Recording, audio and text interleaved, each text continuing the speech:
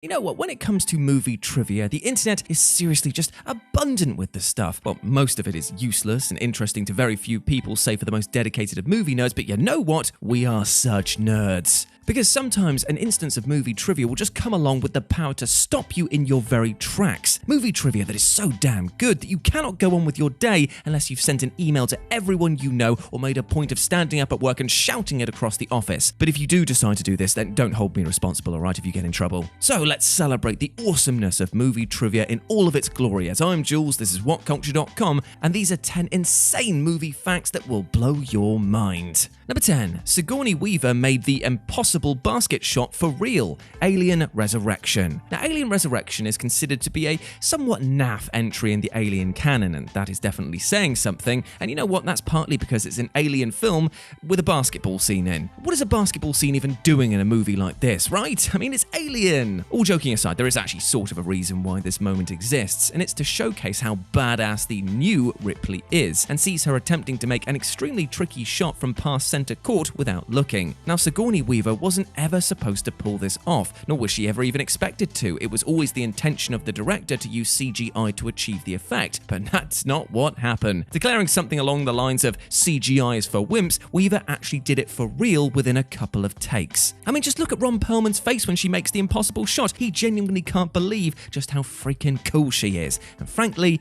neither can we. Number 9. Arnold Schwarzenegger was paid approximately $21,429 for every word he said. Terminator 2 Judgment Day. Now, Terminator 2 Judgment Day would likely be most people's choice for the best Terminator movie ever, because that's exactly what it is. And Arnold Schwarzenegger, who plays the titular character, likely remembers it as such too, though maybe not necessarily for the reasons you might expect. You see, the actor was paid a whopping $15 million to star, and only utters 700 words throughout the entire movie, which translates to around $21,429 per word.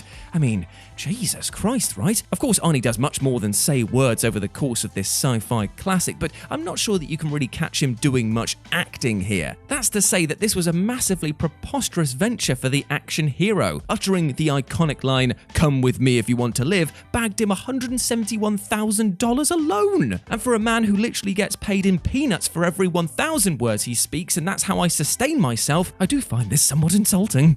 Number 8. Hitchcock's classic was the first American movie to show a flushing toilet, Psycho. When Psycho was released in 1960, it came to shock the world in every sense. Though all the murder and Freudian subtext was enough to stun audiences worldwide, the movie was also controversial for other, stranger reasons. A flushing toilet, because you see, a flushing toilet had never been put in an American movie, and Psycho set out to correct this. Toilets are, by association, absolutely bloody disgusting, and God forbid that anyone ever put one in a movie, right? Which means that there was probably somebody in the audience watching this movie at the time thinking, oh man, a flushing toilet? The implications, well, they're horrific right now. According to movie lore, Psycho's screenwriter was so adamant to get a flushing toilet into the horror classic that he purposely wrote the scene that was based around such a thing occurring. When Marion Crane wishes to dispose of some torn up pieces of paper, she uses the toilet. Nowadays, with everything that we've seen, it seems completely tame, right? But back then, this was pretty controversial. Number 7. Michael Myers' mask was just a Captain Kirk mask painted white.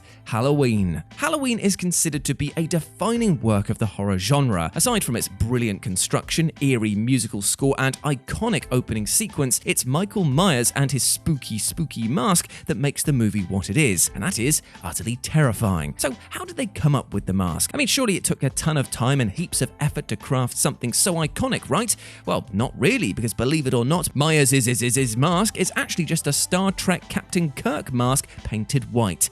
Yeah, that's it. Tommy Lee Wallace, Halloween's production designer, had an incredibly small budget to work with, so he went and picked up the mask for $1.98. So the reason that Halloween is probably so scary, well, it's probably because the spirit of William Shatner pursuing Jamie Lee Curtis around a house is actually a pretty terrifying sentence. Number 6. Alfred Hitchcock refused to ever meet with Steven Spielberg because he felt like a, air quotes, whore. Alfred Hitchcock was one of Steven Spielberg's greatest idols, so much so in fact that you can feel a clear Hitchcockian presence running through the entirety of his movie catalogue, but most notably his 1975 masterpiece Jaws. After the success of the movie, Spielberg decided that he finally might be able to meet with his hero and spent days lingering around the set of Hitch's latest movie, Family Plot. And what happened? Well, Hitchcock asked that the lingering man be removed. When Hitch was told it was Steven Spielberg and that he just wanted to spend 5 minutes in the master's company, Hitchcock said that he knew who he was, and that's exactly why he didn't want to meet him. And why is that? Well, I'll tell you, Simon Miller, because Hitch felt like a, and this is his words, whore, having agreed to provide a voiceover for the Jaws ride, for which he was paid $1 million.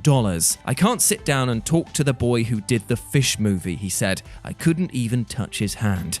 Ouch. Number 5. There's a potato and a shoe in the asteroid field. Star Wars Episode 5, The Empire Strikes Back. Being a production designer on any movie gives you a unique window of opportunity afforded to very few. And that's to say that you're one of the people who might attempt to sneak things into a movie that only you and your fellow co-workers even know about. And that is precisely what happened during the making of Star Wars Episode 5, The Empire Strikes Back, where the guys working on the asteroid field sequence decided to include, and I can't believe this, a potato and a shoe. Seriously, it is extremely difficult to see properly, but you do catch a glimpse of both objects soaring past the Millennium Falcon as it tries to avoid a flurry of asteroids. George Lucas himself didn't even know about these hilarious inclusions until years after the movie's release, where people came out and told him. It's hard to imagine how he felt about this, right? Because, I mean, he goes back and obviously re-edited his movies so many times. Do you reckon he was just like, "You're telling me I've got to go one more trip round the sun to take out a potato and a shoe? Just leave it in. Just leave it in." Number 4. 532 cars were destroyed over the course of production. Transformers: Dark of the Moon. We all know just how much Michael Bay likes to use his movies as a form of explosion therapy, but even for Bay, destroying 532 individual vehicles during the making of his third Transformers movie does seem somewhat excessive. How, and more importantly why, did he achieve something like this, and who put up all those cars? The budget, you're probably thinking, must have been huge, and you know what, you'd be completely right in saying that, but none of that money went on the explosion-bound cars, as they were all given to Bay and his team by the movie's insurance company for free.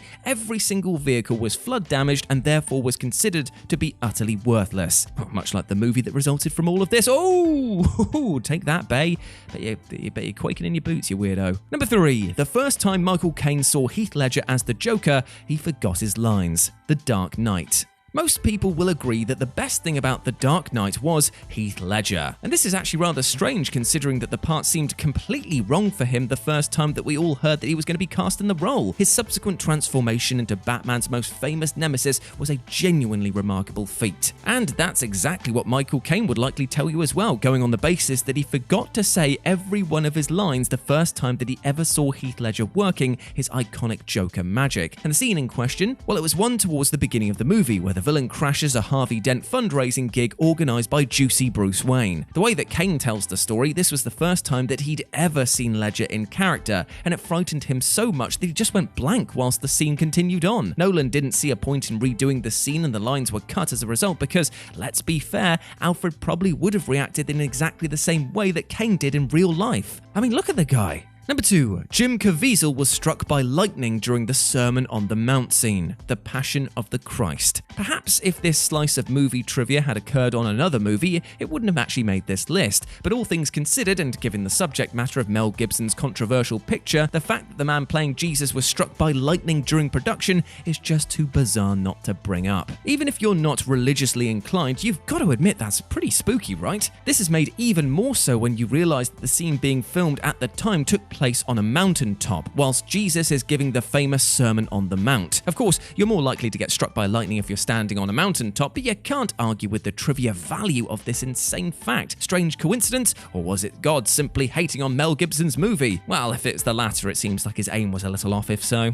And number 1, Qui Gon Jins' communication device is just a Sensor XL razor for women. Star Wars Episode 1, The Phantom Menace. One of the great things about Star Wars is the sheer attention to detail apparent in every single frame. The production designers on all 6 movies obviously took pride in their work, and indeed it bloody shows. I mean, the weapons, the costumes, the gadgets, all of them feel real and intricately produced. Well, at least that's what you might have thought until you realise that some of the props are just everyday normal objects that have been spray painted black. In this case, we're talking about Qui Gon Jins' little communication device, which is actually just a redecorated Gillette Sensor XL razor for women. I know that sounds like an advert for it, but it's not meant to be, it's just the name of the product. Fine as it looks within the movie, how the heck did this even occur? Did a concept designer forget that they were supposed to be conjuring up Qui-Gon's comm device and just ask for a bit of advice? Stranger still, the little thing was put into shops so that you could buy it for your children at a whopping $30. If only our parents had known about the cheaper alternative, eh?